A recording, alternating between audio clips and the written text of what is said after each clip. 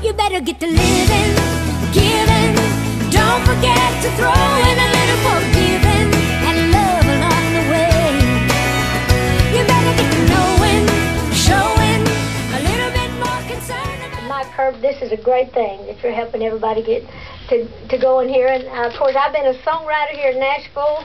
I came here in 1964 to live. Well, actually, 1962, I came here and, of course, started making my home here. And I used to hang out over at Fred Foster's place with Combine with Chris Stopperson and Willie Nelson, Ed Bruce, and a bunch of guys like that. And we wondered if we'd ever have a Hall of Fame. We wondered if we'd ever be in the Songwriters Hall of Fame.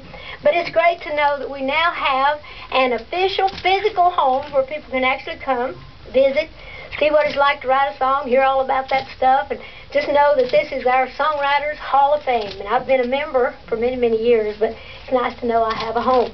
So I didn't know if you were going to be asking questions, if there's anything I can even answer, but I just know I'm proud to be here and just proud of all the folks that's made this possible. So if you do have something, let me hear it. I'll do the best I can.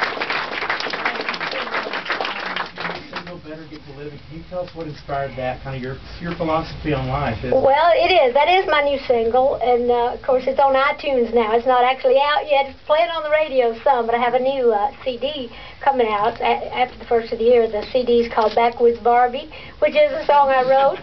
Also, it's a song from the Broadway musical 9 to 5 that I've had the chance to write all the music for, so I'm really putting all my effort into being a songwriter. But I wrote 9 of the songs in the new CD, but the Better Get to Living is the first single.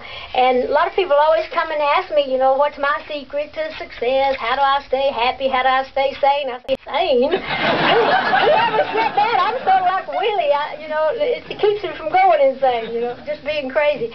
But it's really just about, having a good attitude toward life and just getting out and making it work for you. It's like you better get to living, better start giving and better get to, trying to make a better way. Just do things that's going to make it, things better for you as well as everybody around you. But that one is pretty much just my philosophy. There's a lot of real good country things in this CD, too. And like I say, as a songwriter, I'm very proud of it. But hope to be writing more and more. Now I know I got a home. Can you talk about some of the songs that you've written for the 9 to 5? Well, actually, I have written songs for all the characters. When they asked me to write the music for it, I didn't know if I could do it because I never even, I don't even go to Broadway shows that much.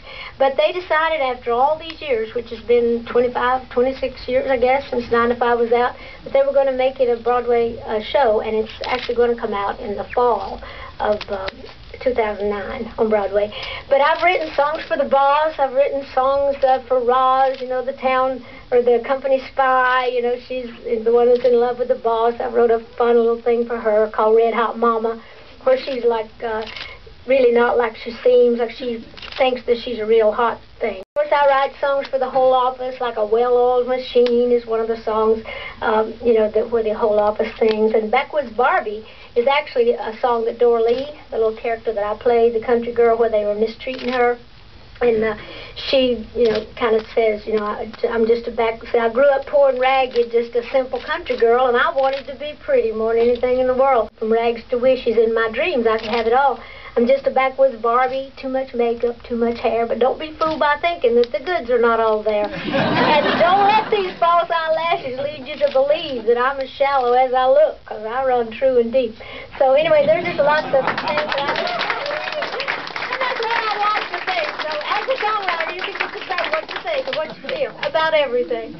Dolly, when you first moved here, it's my impression was that the business community and the universities were sort of at arm's length from the music industry, and that seems different than what we're seeing today. Is that true, and can you talk about the difference if there is one? Yes, it is true. Of course, when I first came here, just country singers, country songwriters, you just kind of got together in a huddle, and most of us barely got through high school and grade school, much less think about going to a university.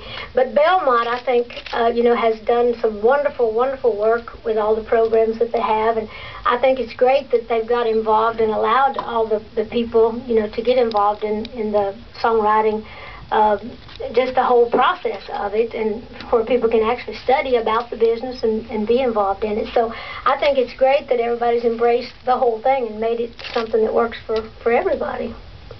Could you talk about being in the Hall of Fame with maybe some of your heroes and songwriters, and who some of those people are?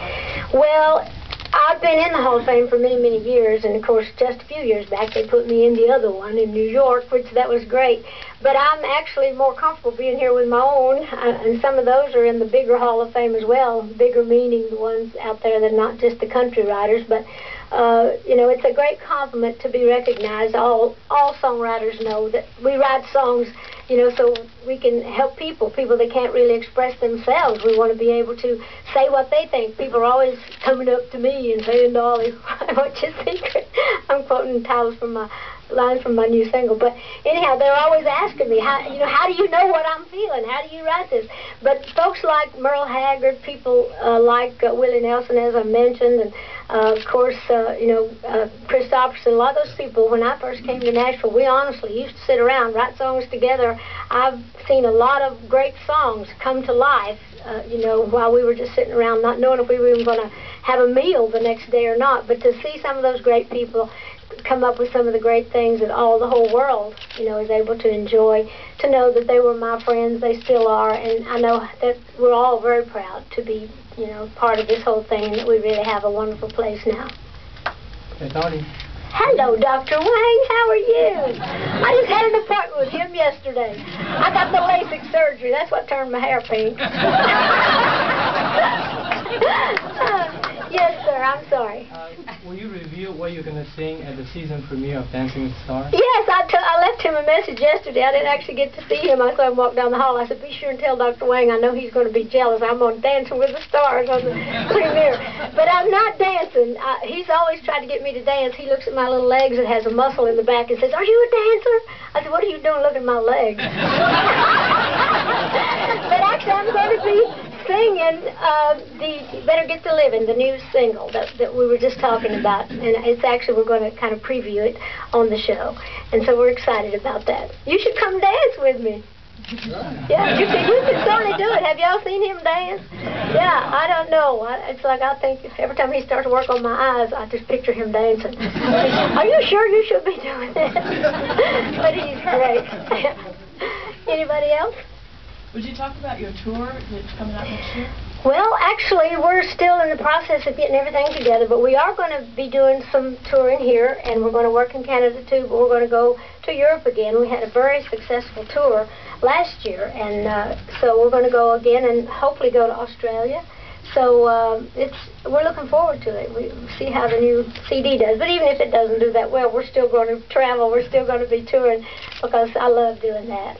Are you nervous about going back and being on tour? No, I've never, a lot of people act like I've been somewhere that, like I'm coming out, I've been in mothballs or something. But I've actually been working, I actually hadn't just hit the road constant like we used to, and I still don't. We really just planned like maybe 4 weeks. Like last year we went 5 weeks to Europe and did that, and then we came back and took months off working on the album. But no, I get excited. I really love the people. I enjoy it, and I'm never going to retire. I love to write, I love to sing, and I love to get out and be part of it. So, as I've often said, I hope I fall dead on stage right in the middle of a song, hopefully one I wrote.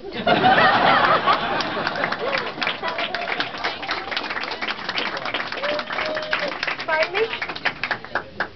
What'd you Of say? all the songs you've written, is there one that's dearest to your heart? Yes, thank you for asking that. There really is a song dear to my heart, and that's the song, The Coat of Many Colors.